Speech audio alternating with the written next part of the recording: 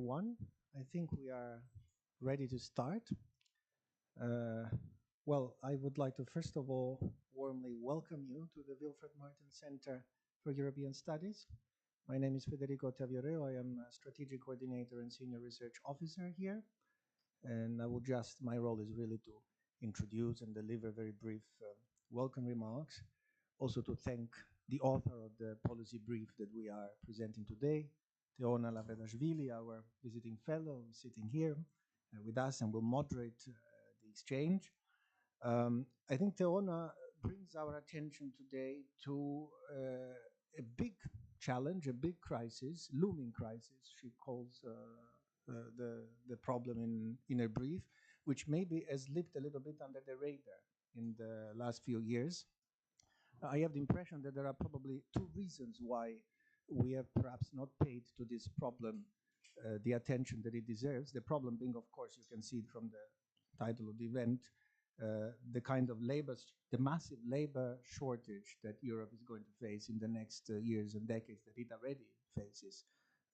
In fact, I think the first reason, Teona puts it very nicely in her introduction, is this return of history, politics, and geopolitics that we have seen in recent years and which has somehow distracted us from more mundane, shall we say, but de facto existential, challenges like labor shortages and skill shortages and the role that migration and attracting global talent can play in solving them.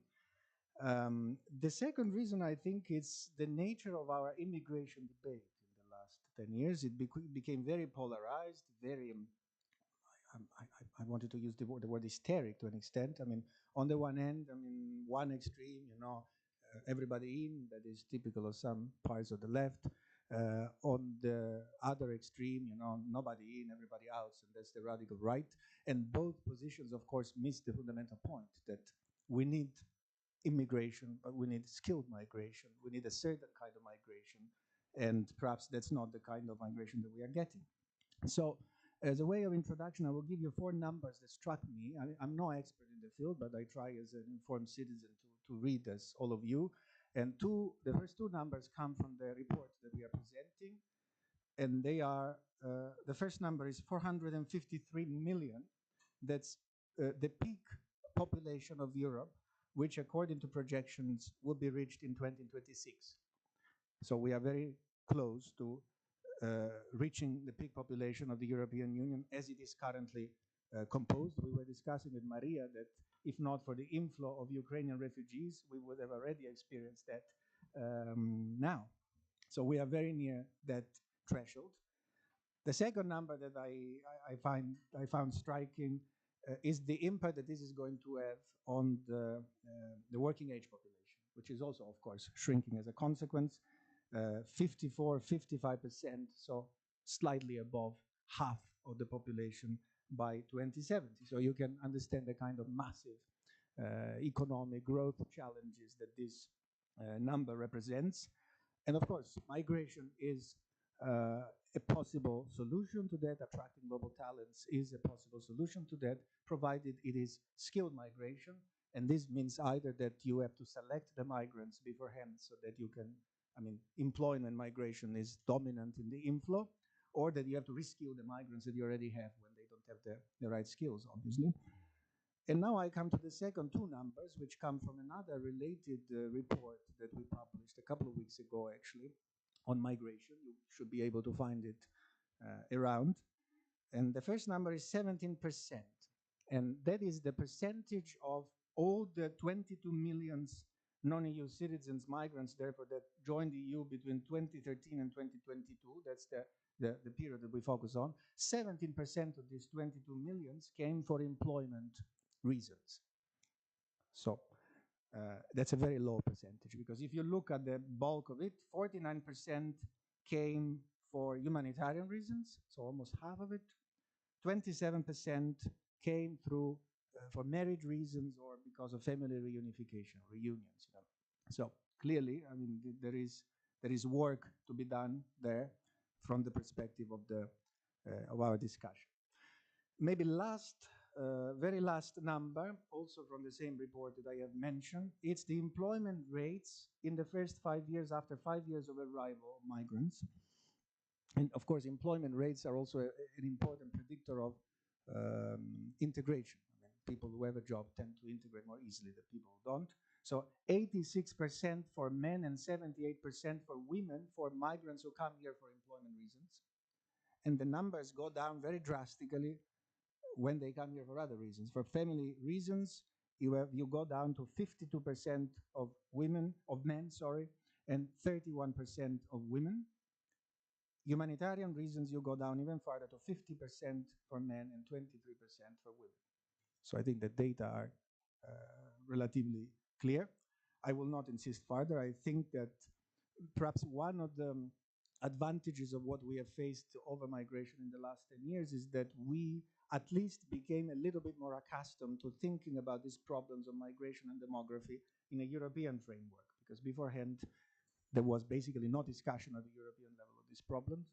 The von der Leyen Commission, the first von der Leyen Commission, was the first, as you know, to have a commissioner that specifically dedicated to demography, although she couldn't do much. Migration and demography are important aspects now of von der Leyen too, but I don't have the impression that we have a completely clear idea of the magnitude of the problem and the possible options that are available to solve it, and that's where I think that our exchange, our distinguished speakers, and led by Teona, will give us food for thought. And so I thank you again for being here on behalf of the Martin Center, and I give the floor to Teona for her moderation. Thank you. Thank you very much, dear Federico. Thank you. It's a good afternoon. It's a pleasure for me to welcome you at the Martin Center. And thank you once again, Federico, for setting the scene and providing this important data that we will be discussing also today and with you. This will be an interactive discussion with your questions, of course, and with our panelists that I will very briefly introduce very soon. But beforehand, let me also to briefly introduce the key takeaways, the recommendations of this paper that you also have, and I'm looking forward to exchanging with you on its key reflections. Well, as Federico mentioned, actually, I think that the idea and the aim of this paper is not to give a comprehensive strategy or a blueprint or a solution, because it's rather difficult for many reasons, and we will discuss it today. Rather, to bring this idea and this importance of the looming crisis that we are facing actually in the EU and beyond to the forefront of attention of policymakers and to political leaders in this new political and institutional cycle. And I think that I would like to underline that one of the arguments and highlights of this paper is to put an emphasis on the human capital, the importance of the human capital in driving the economic growth and as a catalyst for spreading the innovation and technological advancements. And it also indeed highlights the disparities between the regions, and especially, and Maria, I think, will also complement in this respect, that especially in the rural areas that we are facing not only the population, but also increasing number of labor shortages. And this policy paper argues that perhaps one of the best solutions and the way forward for the EU and the member states is to attract the global talents. But how to do it? What are the effective ways to do it? How to coordinate between the EU and the member states? And what are the policy and political solutions and the willingness to have this strategy in the EU? And here I would like to perhaps put forward 6 key recommendations of the paper, and then of course you will also find in the annex of the policy brief more elaborated version of some proposals in a form of projects to see what kind of concrete measures can be implemented by the EU and the member states. First is to strengthen the public and private partnerships that can play and should play a central role in attracting and integrating the global talent. The second, establishing a clear migration targets, focusing not only on the numbers of incoming migrants, but also on their distribution across member states in alignment with regional needs. Third, to strengthen reskilling and vocational training for migrants, And of course, as Federico mentioned, indeed, there is a potential, an untapped potential, I believe, and this is what this paper tries to underline for migrants already in EU territories to become more active as a labor force. Fourth, invest significantly in digitalizing the migration bureaucracy. Fifth, that strengthening the strategic cooperation with the third countries when it comes to the talent partnerships, mobility partnerships, and finally, and perhaps this is something that we can discuss in the Q&A session as well, is dreaming about this European dream, having this communication, strategic communication from the EU and stakeholders to articulate the vision of a European dream that will emphasize this unique value, unique benefits of Europe's social market economy and its strong, of course, respect for human rights and dignity. But will some of these measures effective or but also realistic? Will it be possible again to and also sufficient? And how to strengthen these public and private partnerships in reality, and how to overcome also this policy dilemma between attracting skilled workers but also simultaneously at the same time pursuing more restrictive migration policies. So these are some of the questions that I will be discussing with my panelists, distinguished speakers that I would like to warmly welcome. Maria Jepsen, Deputy Director, Eurofound. Thank you so much for being with us. Maria Hagman, Head of International Affairs, Finnish Confederation of Professionals. She's also the member of the European Economic and Social Committee. And Maxim Ceruti will be joining us in a few minutes. He's a Director of Social Affairs at Business Europe. Dear Maria, if I may, I would like to start with you, but of course would like to mention that our panel discussion is being live streamed so that we also have a wider attendance and possibilities also for engagement. But first I would like to give the floor to Maria to provide your input for your introductory remarks and statements. You are doing very significant research also to identify the challenges and the labor shortages. So what are these deep impact and which sectors are most vulnerable, and what are the solutions and measures you think that we should be thinking of? So thanks a lot, Tiona, and thanks a lot for inviting me to your discussion today. You said that it had been a little bit in the shadow of this issue of labor shortages. I mean, for us, it's been centerpiece for the past 5 years because at Eurofound we look at working and living conditions, so that's our bread and butter. And labor shortages has been very high on our program for the past 5 years. We thought it was going to go away with the pandemic, but basically it only escalated with the pandemic. So what we can conclude today that this is not what we would call a business cycle phenomenon, but clearly a structural phenomenon driven by a lot of different structural issues, one of them being the demographics. And when we talk about the demographics, the working age population has peaked, but the heterogeneity across member states is huge. So basically where the working age population is really decreasing is in Central and Eastern Europe. There we have a sharp decrease in the working age population, and it's not going to become any better because there are fewer women to give fewer children, right? So we are kind of on a downwards trend in a structural way. I think for the rest of the Europe, the downward trend has been less abrupt. One of the reasons being humanitarian caused immigration, all displaced people from Ukraine and so forth, that basically has made the population demographics less under tension. But we're all under tension point of view of demographics, and this is then being compounded by the necessity for having very specific skills to be able to engage into the transitions that we have, like the digital transition and the green transition, okay? Demographic transition is also going to need a lot of care workers over the next decade. So that's kind of the general picture we're in with.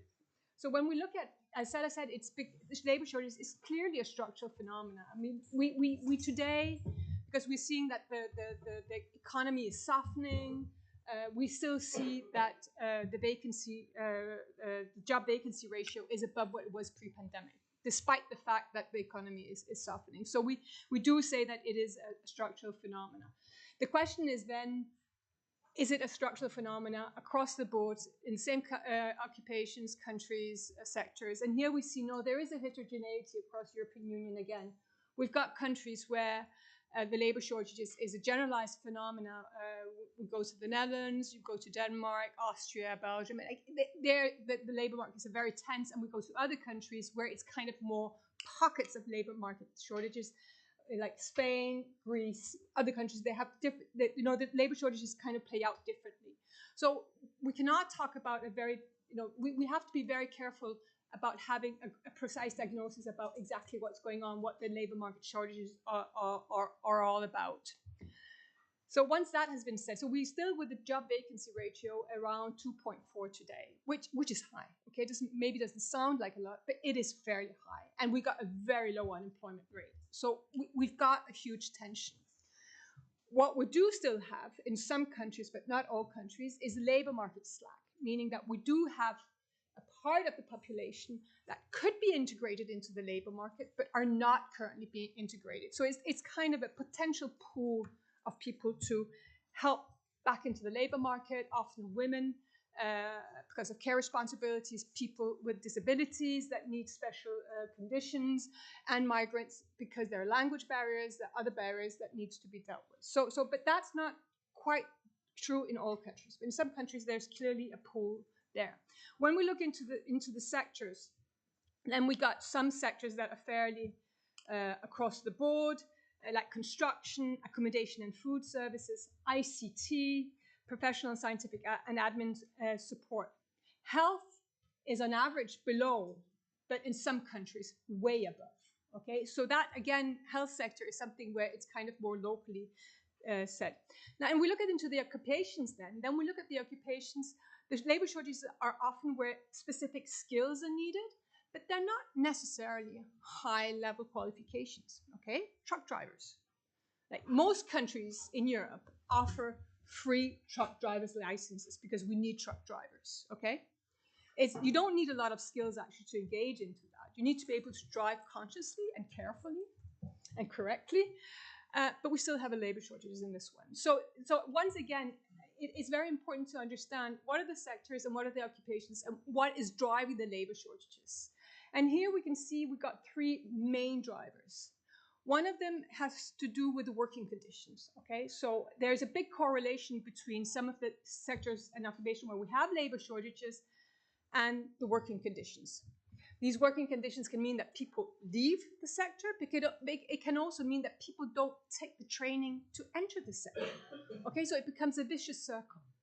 Then the working conditions become even worse because then there are labor shortages and it becomes really strenuous and tough to work in that sector because there are not enough people, and then people withdraw even more from this sector or occupation. So that's one. So here, of course, the drivers to kind of the fixers here, that's to work in the working conditions, right? So it's to work. Wages is one, but they're not only ones. It's working hours, it's the kind of the social support from managers, from co-workers and so forth. There are a lot of levers. Some of them cost money, but others don't, okay?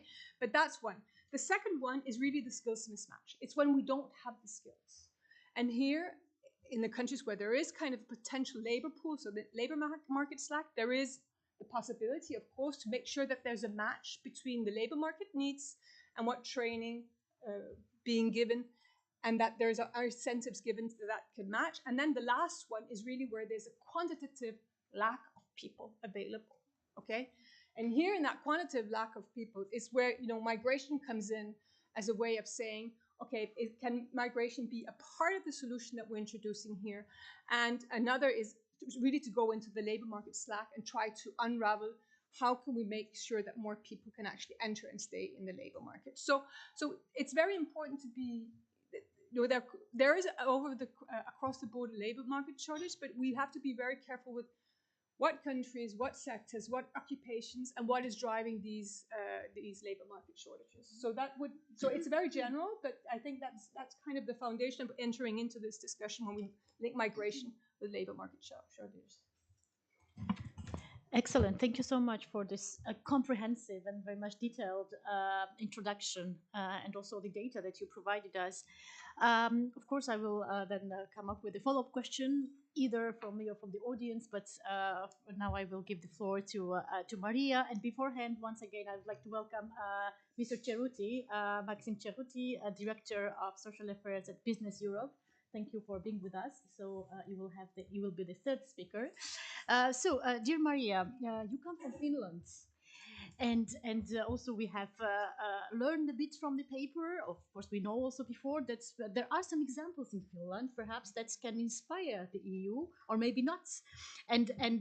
So, in your opinion, what can be the solutions and the ways ahead in order to address these labor shortages, and what specificities we need to consider, also perhaps political, that accompanies the solution to this important, unfortunately, crisis. Well, thank you, first of all, for the invitation to contribute here today and for the very interesting paper. I read it quite carefully, and I found there was a lot of interesting things in there. Well, Finland, as you point out, has had some successes in attracting like skilled migrants. We've learned both good and bad things, I would say, from the experiences we have so far. We're one of those countries that are aging the fastest in the world. Actually, we I think our nativity ratio right now is 1.26 children per woman, so it's very low. If it weren't for the Ukrainians, we would have not had a rising population account last year at all. So we've also had quite restricted immigration politics in general, but we've had quite a lot of pull factors, I would say, that have brought us quite a lot of foreign degree students.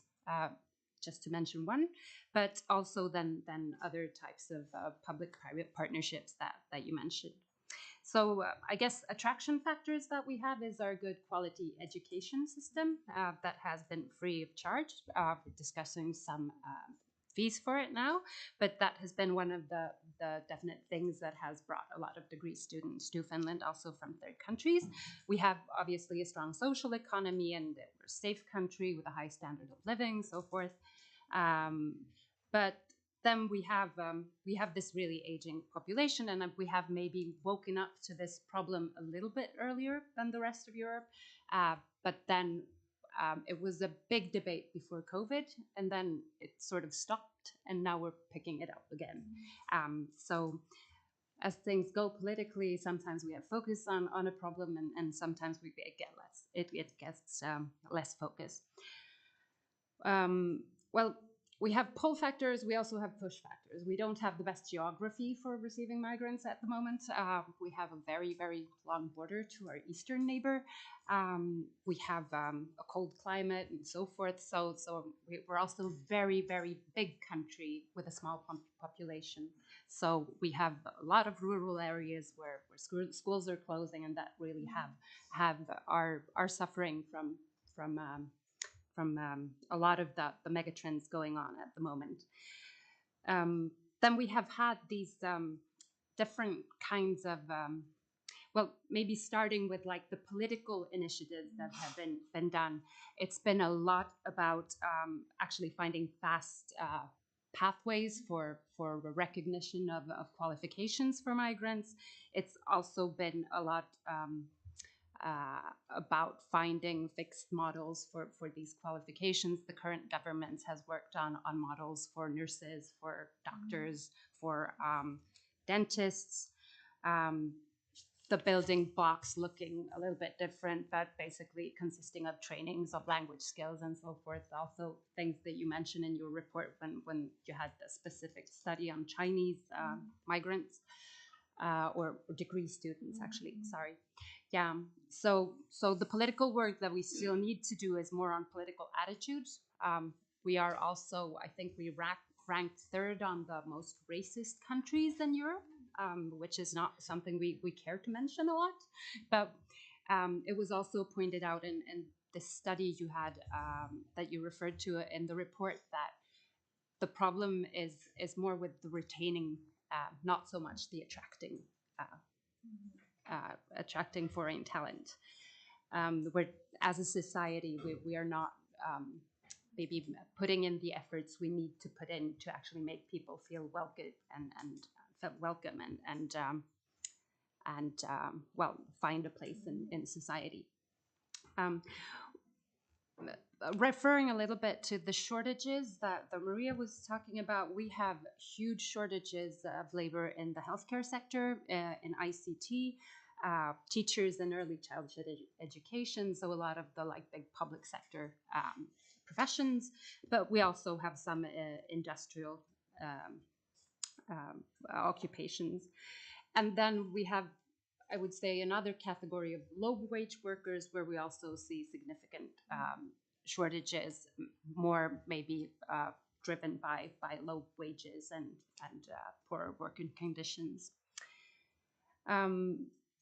On the public-private partnerships, we generally, I would say, maybe starting from the point of view of trade unions, we were very positive to exploring the labor migration, and to actually we see that the demographical challenge and the challenge is such that we actually will need a lot of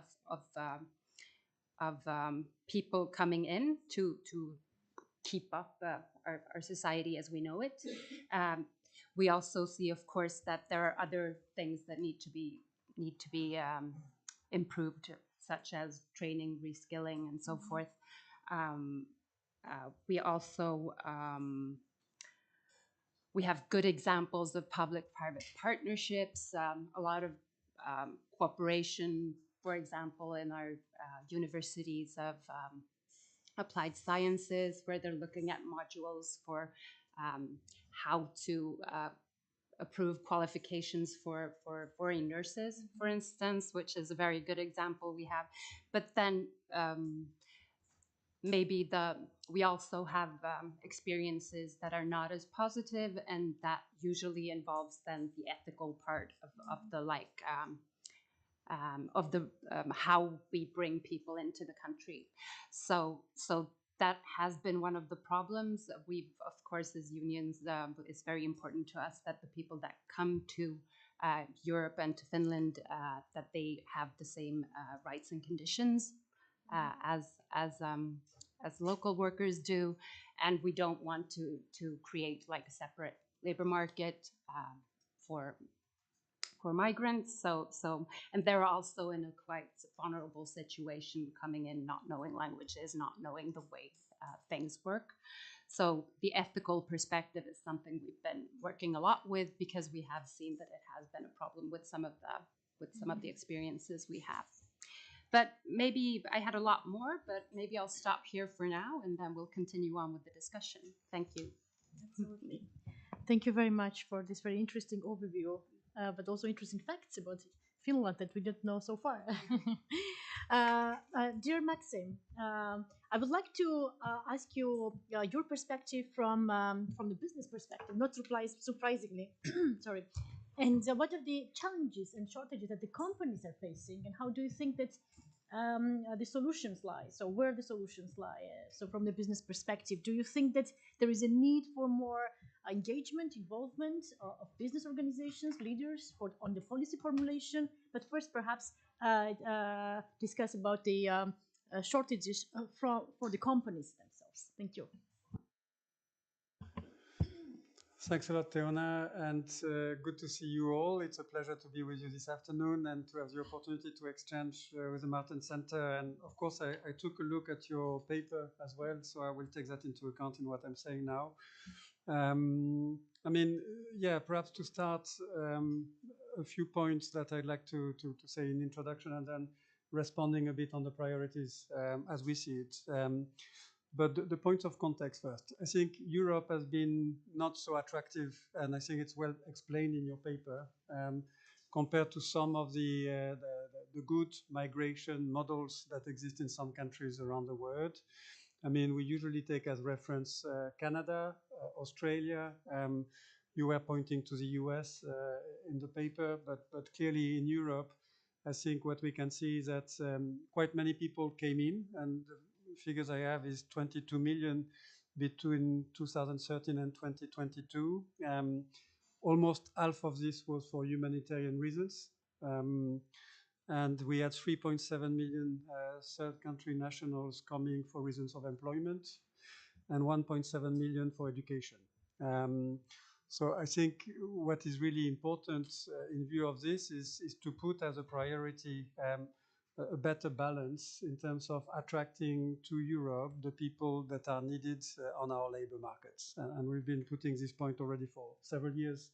But of course, we were very much focusing on refugee integration in the last years, as we've been with a lot of people coming in when the crisis in Syria took place years ago, and that has been at the center in the previous cycle. But I think in this cycle, really the approach should be a different one, and so your paper is welcome, because I think this is the kind of approach that you're trying to steer. I mean, now looking into the shortage, on the shortage, I think what is very important to remember is the aging context where we are. So the reason why we have shortages to a large extent is coming to the reduction of our working age population in Europe. And so due to the fact that we have many more people who are getting to the age of retirement compared to the number of young people who are entering the labor markets, this gap means a declining workforce potential of 1 million less workers, and this trend is expected every year up until 2050. So, I mean, overall, we are speaking about a significant chunk because we have a total labor market that is around 250 in total. So when you look at the size, of course, it means those people who are actually not working today in our societies, which are in the labor force potential, but that are actually not on the labor markets, because I think it's a bit less than 200 million who are actually in work. I mean, these 74 million people who are actually not working, but that are in the working age population, which is around a quarter, is very important. And so, of course, when we look into migration, we should also first look into our domestic potential. And there is a lot to do with our domestic potential. It has to do also with what you were mentioning, Maya, on the Slack, and the fact that people may not be working as much as they would like or as much as they can. So, of course, it has to do as well with some of the social policies, which is around care, and making sure that people have the time to be working, but also to be able to have the necessary support to have this time. And of course, the infrastructures need to be in place in our countries and improved. For example, childcare infrastructure is quite crucial for that. But that is for this part, and I think it's important we have a trade union representative as well, because to succeed, we need to work on both legs at the same time. We need to improve the situation within Europe for all those who have the potential to work but actually not working. And we need at the same time to be open to migration, because we need it. And I know that for the trade unions, it's not so obvious. So we need to find ways of having a facts-based approach to migration, where we can agree on where the potential is, where the need is, and that we can work together in a constructive way. Because we also know, and this is something I want to point as well, you're here in a Martin Center and you're close to one of the political families in Europe. But of course, we know that the politics of migration are not simple. And so I think an important dimension of the policy needs to take into account the political acceptance of migration in view of the economic needs that we have in Europe, but also, of course, in view of having as stable societies as possible, and that we are able to work well all together in a stable environment politically. And that, I think, is, of course, in this particular term of the European Union, very important. We have a new European Parliament, And I think it's very positive to see that the legal migration is quite central to this term. So this paper is essentially about making the best of what we can with the legal migration frameworks. And on this, I think the shortage is pretty clear when you look at specific professions. For example, one that is crucial for succeeding economically and particularly in view of the digital and green transitions, all that has to do with engineering occupations, so engineers, but also technicians close to them. This is seen by CEDEFOP as a group of 7 million people at European level. So by 2035, we expect 3.7, so more than half, to retire. And this is a big number, and it is a crucial type of profession that will be needed in order to succeed in the digital and green transitions.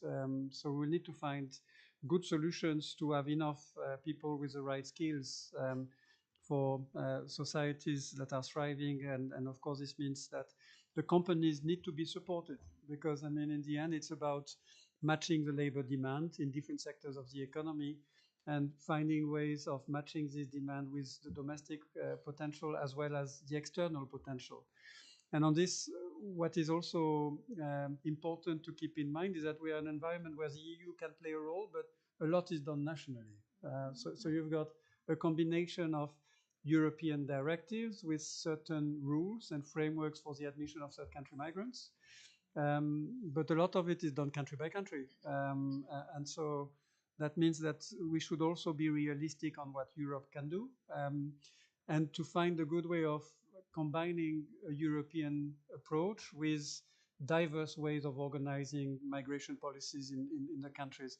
And that's the reason why we've been proactively supporting, and we see a lot of benefits in the talent pool, which has been proposed already in the last term, but which will be put in place in this term. And this talent pool, in a way, takes well into account the situation that Europe should play a stronger role as a catalyzer and as also, and you were putting this in your paper, as a branding. It's also about branding Europe for third country nationals, that they know who we are, that we have a positive image around the world as a land that is open to migration and that is welcoming. And I also take one of your points in the paper, which is that we need to learn from the member states' policies on integration, because, I mean, this is a national competence. And this is crucial for the political acceptance, because in the end, the success in integrating the migrants is what will mean the political support to do it. If there is a feeling in societies that this is not going very well, then of course it creates more tensions. And so the ability to integrate is crucial. But of course this means that there is one particular aspect that needs to be at the center, which is that a lot of people come to Europe for family reunification. These are legal migrants, so they are not coming as asylum seekers. They are coming with a route that is legally organized. There is a directive for that at European level. It's a big part of the migration, but so far what we can see is that these family migrants, in the directive, there is no real provisions relating to labor markets. So we are making a concrete proposal in Business Europe, which is to have a targeted revision of this directive to really make sure that there is embedded in the approach to family reunification the labor market connection, and that the people coming in, and particularly the women coming in, because what we can also see from the data is that migrant women participate much less in employment than migrant men. And that, of course, has to do with gender equality in Europe. And we also need to improve women employment participation in Europe.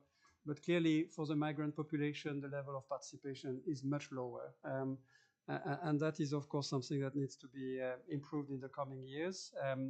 So, yeah, this is how we see it. I also want to note one thing that you put in your paper, which I find interesting, which your concrete examples of public and private partnerships, which seems to be a good idea to shape an environment for the companies, but at the same time, making steps that are going to play positive for integration purpose. And that, I think, is the agenda forward. I mean, to work all together to make migrations more targeted, successful, for the people concerned and for our countries, and that in the end we are stronger together as countries in the European Union that is understood and known around the world as welcoming, but at the same time probably a bit more also conscious about the political potential for destabilization that we have experienced, and being able also to have an approach for these people that are coming as asylum seekers and that are not refugees, that are going to be in good connection with the countries of origin, to make sure that we are not going to have too many that we cannot really deal with reasonably and respectfully as societies. So I think it's a matter of balancing, but in this balance we need to come up with a proactive and positive approach to migration.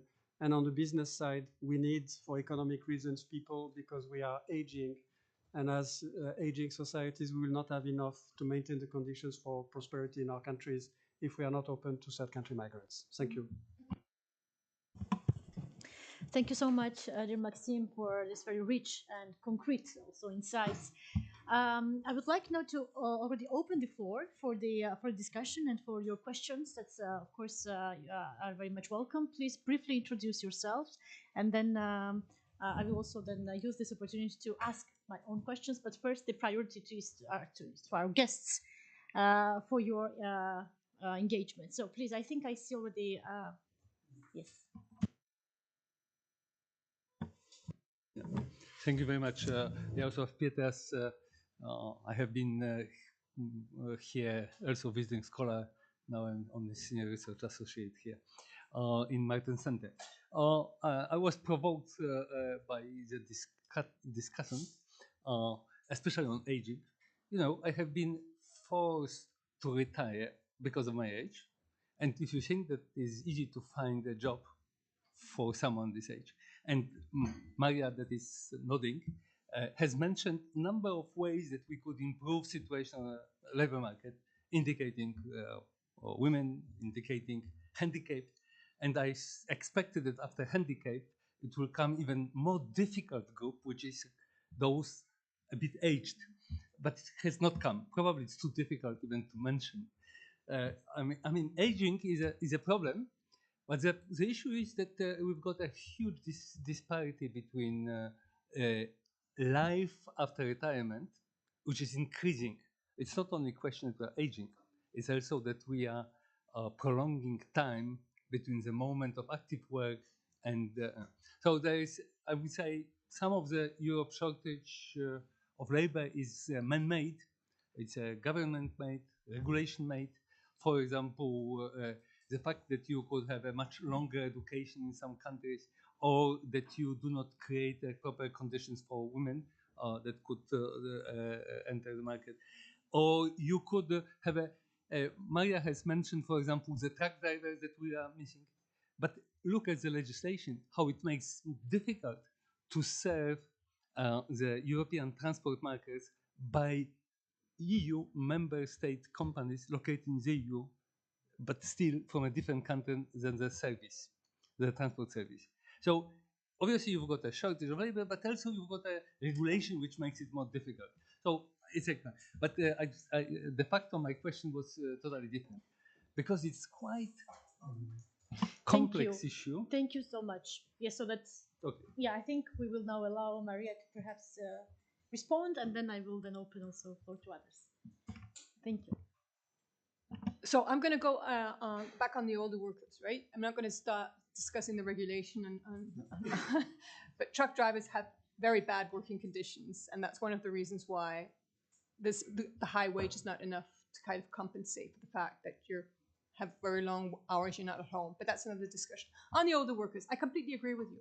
Like, we often say that one of the biggest sea changes in the labor market has been the entry of women into the labor market, right? But the biggest one we've seen over the past 15 years is the increase in the age that workers leave the labor market. So the employment rate of older workers has increased immensely over the past 10 years because there are more of them, because they stay more healthy, because there's a labor shortage that means that companies want to hang on to them, and so forth and so forth.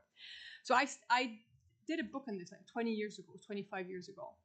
Surprisingly, the discussion around this subject has not moved at all, despite the fact that the employment rate has really gone up, right? But the way that we discuss it is still the same, meaning that if you are in work and you stay in your job or in your company, you might make it beyond retirement age in work. But once, if you are fired, you go out, there's no way you're going to get in again. And we see that transition rate is like it's really, really low and it's not moving.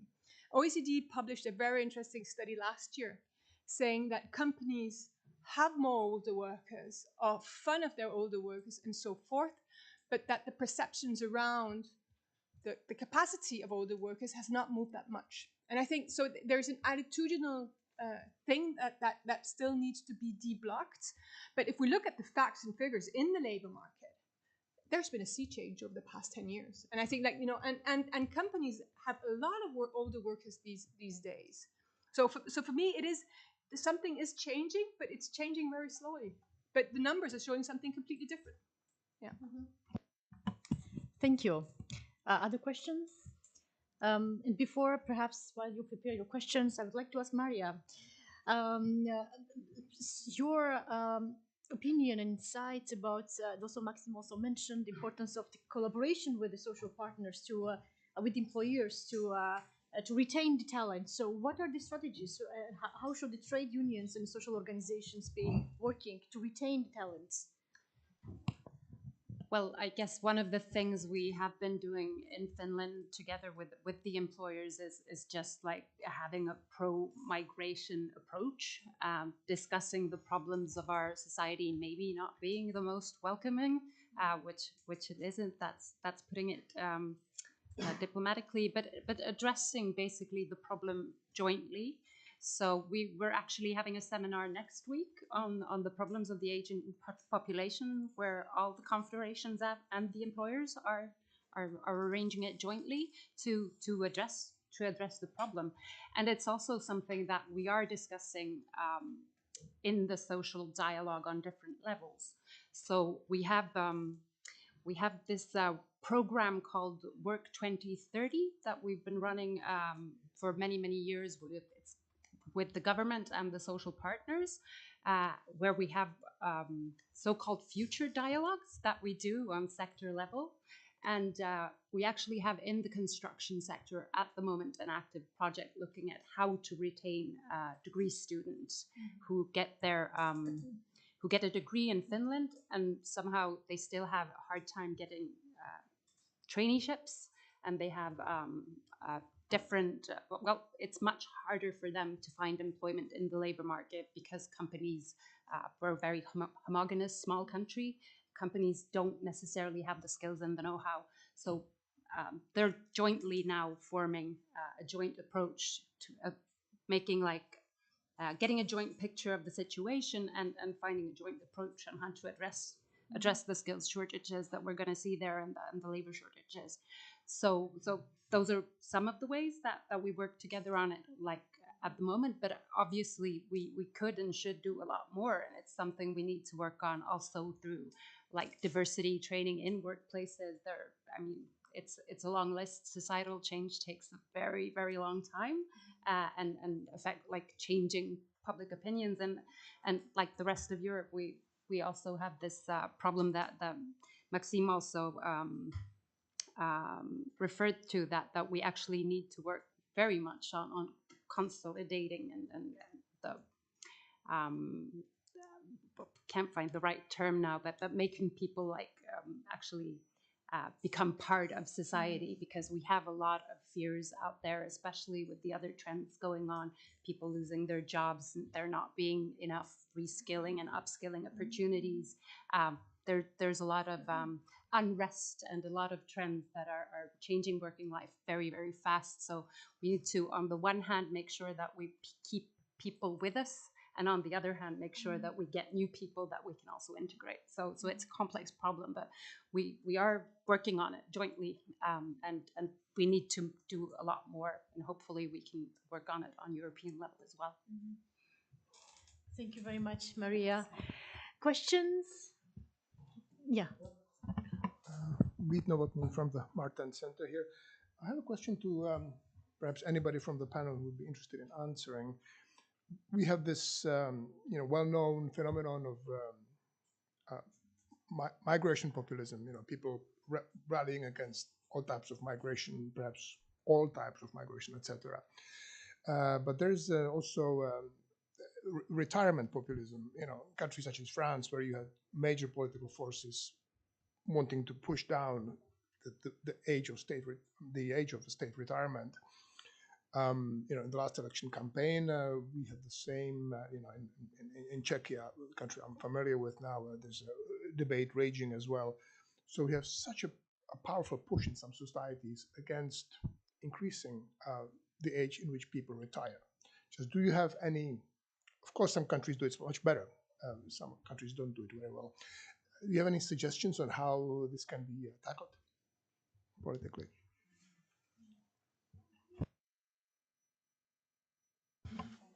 Well, I think it's a complex issue, country by country, because it's a national competence to reform the pension systems. But I will turn to Maria, because I think Finland is a great example.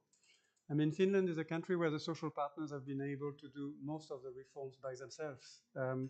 So it means that in Finland, there was a rather constructive understanding about the impact of a longer life on the labor markets and on the needs for the social systems to cope with all these additional costs that are coming from people being longer in pensions. And of course, it's a good thing in principle, but Finland is clearly, I think, a case in point where it could be done through dialogue and negotiations between the social partners, essentially.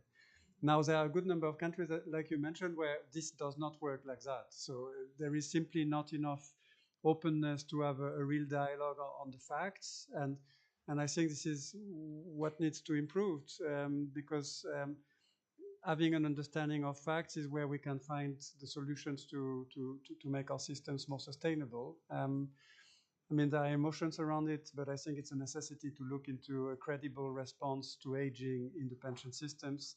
And of course, going with it, we need to look at employment participation, which was more coming from the other person who asked the question before. I think you need to work on both things at the same time. On the one side, to have a pensions that is going to be encouraging people to stay longer and providing some kind of reward for those who are making the extra step. And at the same time, having a welcoming labor market to people who are older. And Maria, you said it, I think we have made already good steps.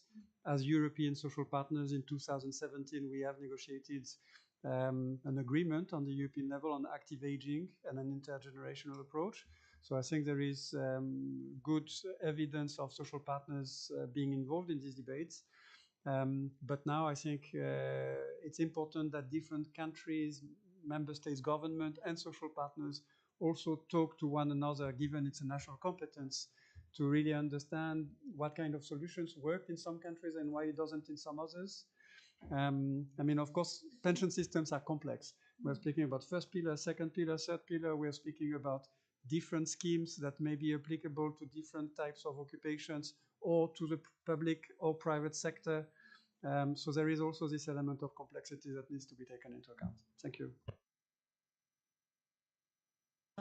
Maria, you wanted to add a few insights on that? No, I think just to kind of echo a little bit what Maxime said. I think there's a lot of different ways of moving forward on this, and the member states have approached it in a very different way. In some countries, it's really been social partners that have kind of come to a common agreement in terms of how this can be managed.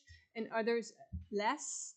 But I think, like in a lot of the countries where it actually has kind of fleshed out, there's a lot of flexibility at the end of the working life, and I think that's a thing that kind of might be a solution into that one. This flexibility can be like coined in very different ways, all depending on the systems, because they're very complex. And I think that's why you need a lot of stakeholders in over the table to kind of negotiate a way forward that suits. And if you only go into the pension reforms with the cost-based arguments like that, it doesn't fly very well. Like, it doesn't take you very far. So there's a lot of other elements that are really, really important in terms of an aging population. And I think a lot of countries have incorporated that more flexible approach, and that can sometimes be a way to overcome some of the barriers. Thank you so much. Yeah, of course, the questions are very much welcome. Yes, Federico, and then I will also ask the question. Maybe just, I mean, again, coming back to the labor slug that several of you were talking about. I mean, we discussed the elderly's problem.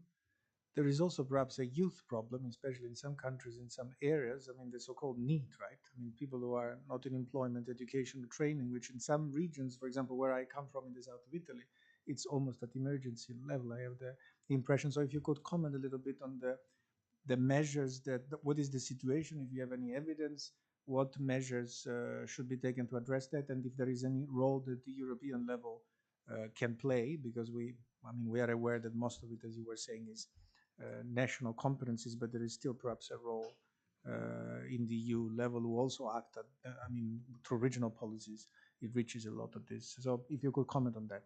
Thank you. Yes. Question. So we will collect a few questions then, and Yeah, thank you. I'm Günther Martis. I'm from the CLEAR team, which is working on guidelines for sustainable society.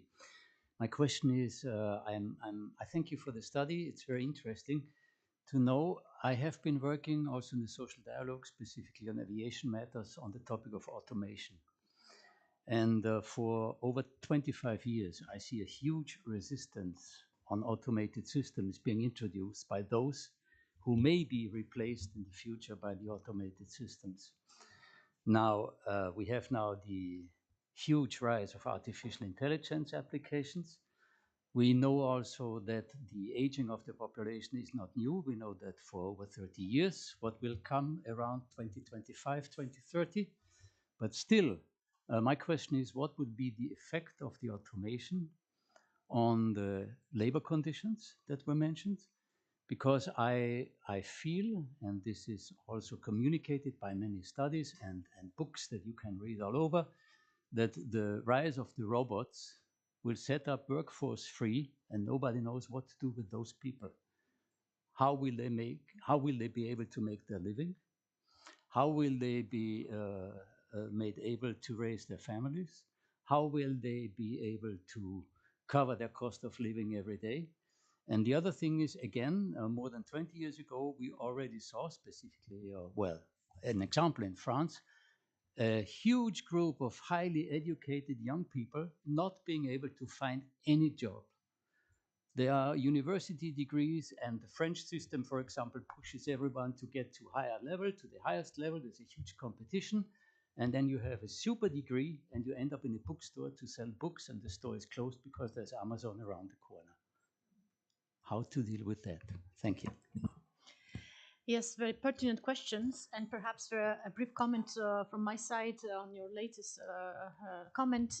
Last week I was in Romania discussing the importance of the EU integration with the Hungarian minority in Romania, and after my small lecture, I think almost half of the students came to me with a very troubled faces and asking me, we are in a big trouble in Romania. Our education system is very much outdated. We cannot learn anything important, and we are afraid that once we finish our schools, we won't really be able to do anything in our lives. And I did not also know that I learned that actually in Romania, and it's also a problem at the EU level, that's it's called functionally illiterate students or pupils who are able to, of course, read and write, but who are not able to process the information and are not able to critically analyze. So to a certain extent goes to this direction. So what to do in order to align these educational, and Federico's questions, align these educational and training standards to this labor shortages demand that we have now. So perhaps a last question from the audience. Otherwise, I will go back to panelists. Yes, please.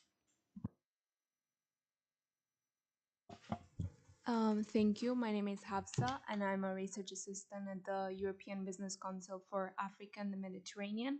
So I actually have two different questions, if I may ask, and I apologize if they sound a little bit informal in that sense.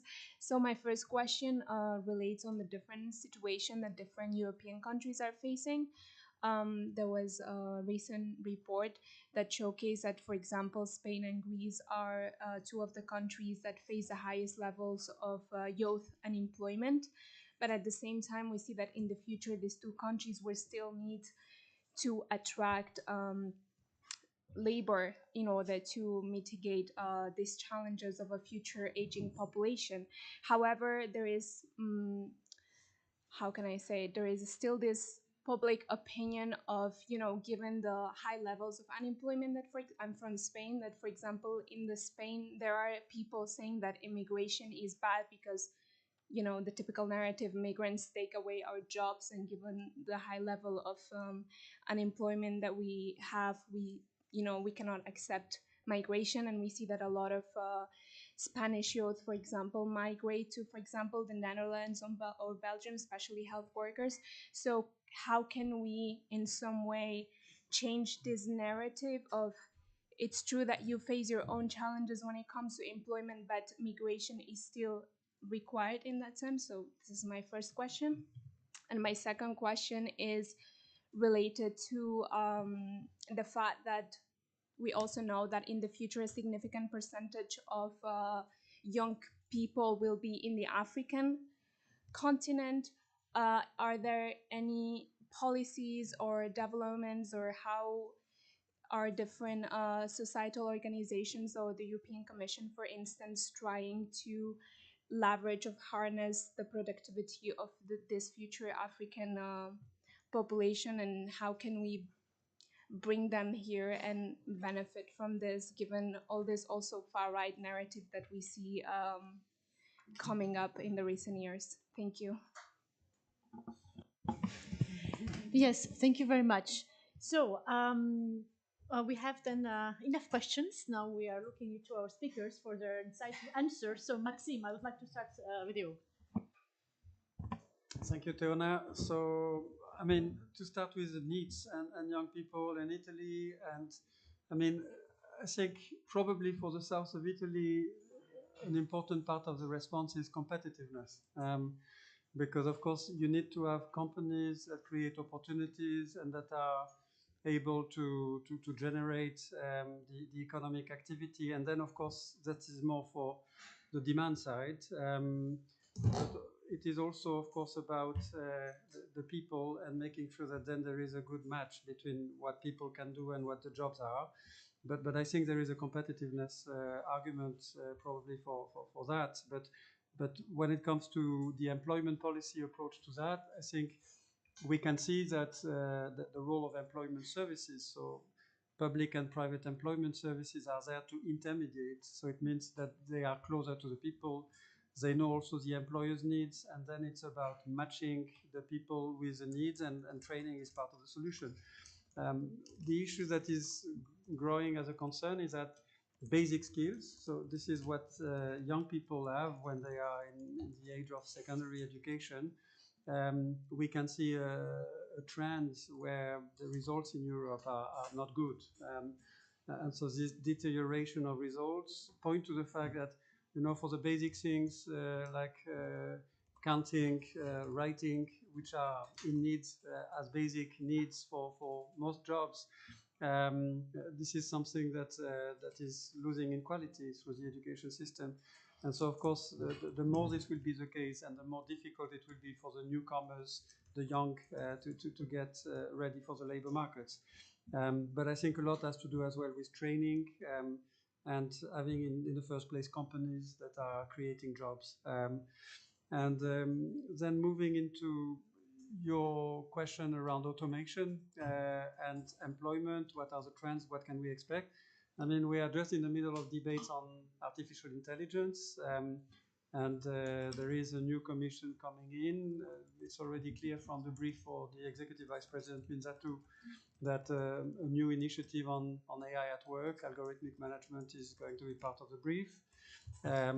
So now the question is, having in mind the AI Act that is already there, what is needed? And yeah, I think the first is to acknowledge that technology is a very good thing, and this is where we are going to be able to develop our productivity, and that we are going to create economic results through having the technology embedded in our economic fabric.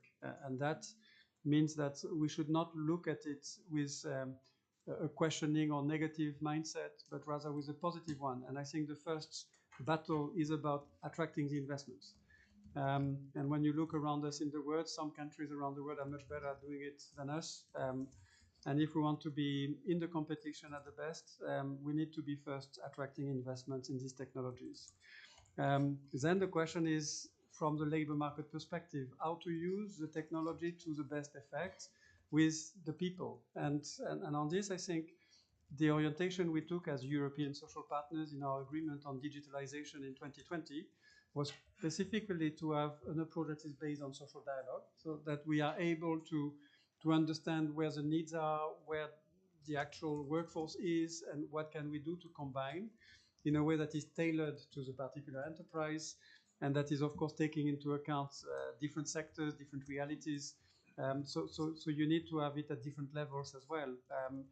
But in essence, it is about being in the choice of the technology that is going to add value from the employers and the workers' perspective, and that is going to improve productivity. And I think this is what is crucial. We need to improve productivity of work, because our growth tomorrow will depend on this much more when we have population decline in terms of our labor force potential. So yeah, there is question marks in terms of how to do it, but I think we need to do it. And I think we need to do it in dialogue and cooperation between social partners to make sure that there is good effects for employers and the workers. Then when it comes to the observations relating to what you were saying, Tiona, on how to make sure that people who are highly educated are going to be better off when arriving, I think it has to do with reforming universities. I mean, universities and academic learning has been very much driven by participation in courses, ECTS, and from an academic perspective, but probably not enough relating to the skills that people will get in terms of learning outcomes through a certain degree, and how it connects to different jobs needs. So I think this needs to be improved. And of course, there is perhaps something to learn for universities from vocational skills, because in that field of training for vocational education and training, there we have seen a better connection with labor market needs. And of course, it has to do as well with people having access to education at different ages in a lifelong learning perspective, and employees when they are not young, but when they are older, that they can also retrain and have the potential to adapt their career to the changing choice of the person, but also where the jobs are. And micro-credentials, of course, will play an important role for that. But in essence, I think the fact that we have well-educated people is a good thing. But we need to improve the connection with labor markets. Thank you very much. Dear Maria, I would like to give you the floor for additional insights, perhaps for the questions. Okay, so I won't say what Maximo already said about the needs, but I think that this is where the European level has actually engaged with the Youth Guarantee and the Youth Guarantee Plus, right? And it has yielded results. There's been some criticism around it, but it has kind of instilled this feeling within member states that you cannot just let young people drift out and not do anything about it. So that can be geared up, and it can be more targeted in terms of what's being done. And clearly, the needs rates are really, really different across the European Union, with the highest ones being in the southern part of Europe. Okay, so I think that the southern part of Europe is kind of accumulating a lot of factors that makes it very difficult to deal with that. And that gets me to a point about, because in your report, I think you raised a very interesting point, is about so where the migrant should be located, like geographically, right? And you talk about rural areas, regions where labor force is lacking, or where they're becoming depopulated. And I think there's one positive measure that has come out of the European integration, is that in terms of human capital creation, we are converging upwards convergence. Like, we are creating more human capital on par. I'm not talking about the quality of it, right? But in terms of human capital, we are converging on it. All member states are going in front in terms of human capital creation. Where we are lagging behind is in the utilization of the human capital. So the human capital utilization, that means, afterwards using your human capital in the region or in the economy, there's a high discrepancy, with some countries being net senders of human capital and others being net receivers. And countries like Holland and the Nordic countries are net receivers of human capital in Europe. This is intra-EU mobility, but also extra-EU mobility. And some of the other countries are sending. So they're basically losing the human capital that they have gained, okay? So then you come to the question of saying, okay, but we have that situation today. So the question you're raising is a really good one, but it's a general question. Like, it is not only linked to migration. It has to do with what you talked about with southern Italy. What do we do about this lack of being able actually to use the human capital that then we create? And this in the metropoles is, maybe you can think about it, but once you get into the rural areas, this is when it becomes really difficult, because there schools have closed, you got no healthcare, you got no public transport, you don't have anything. So people are depopulating because they don't have the employment opportunities, they don't have the life quality that they can get elsewhere, so they move out.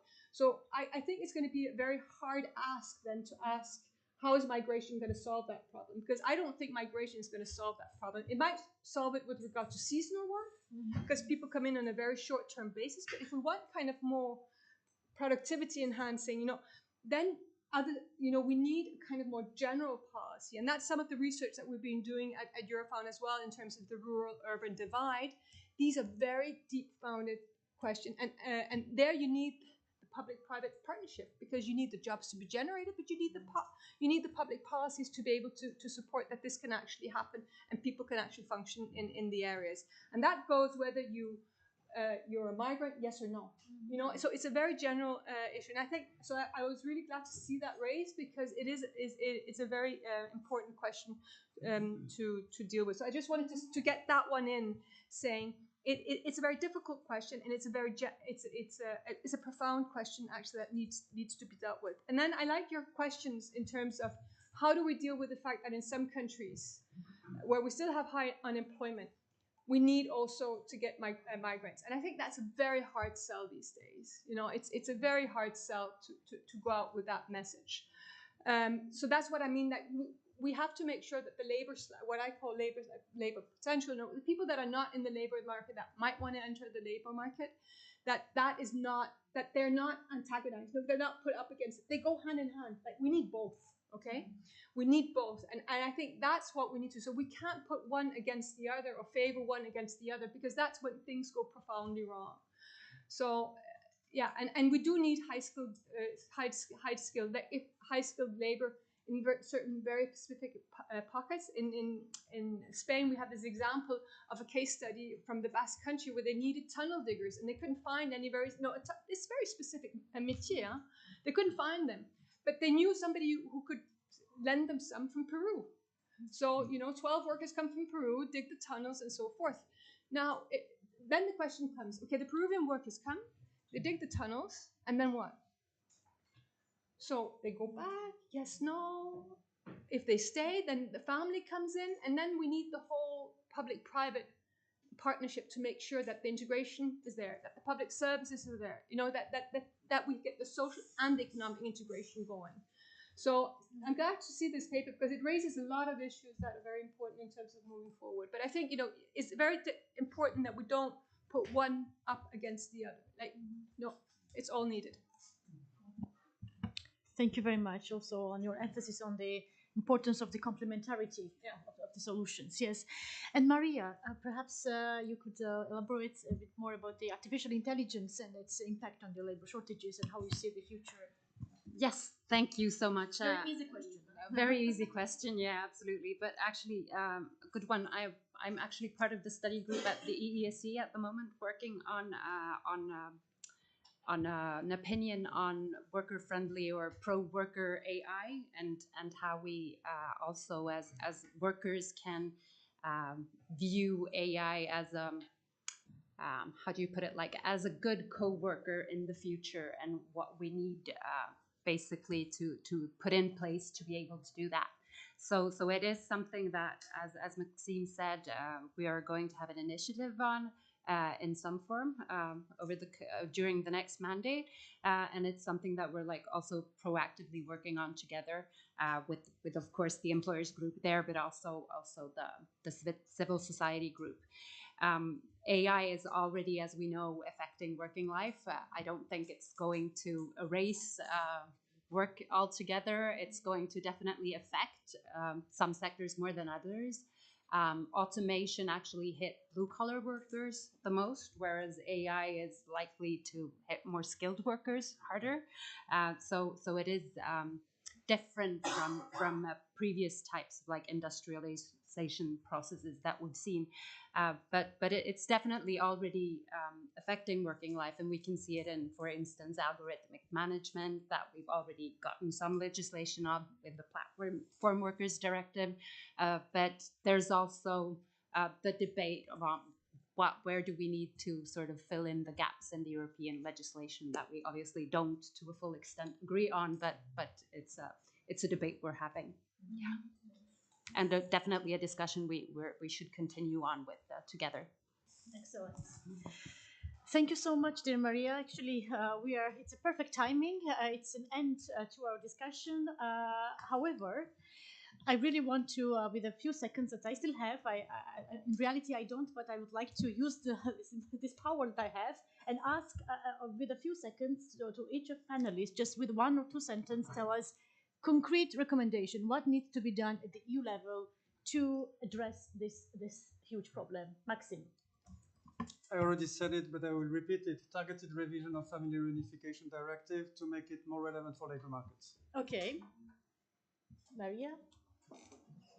I'm not quite sure what to say, the targeted, but I think that the whole issue of labor market, I think there's a lot of initiatives going on with regards to labor shortages, and I think it's very important to take a look at the labor market slack. Mm-hmm. Yeah. And Maria?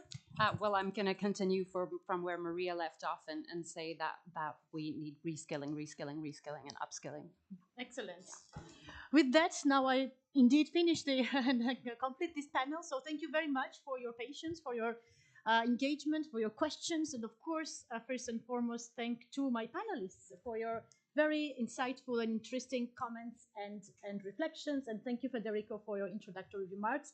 Wish you a very nice, not very sunny as usual afternoon, but we will definitely stay in touch. I hope you will be continue reading our report, and of course, we do remain at your disposal for the further discussions. Have a nice day.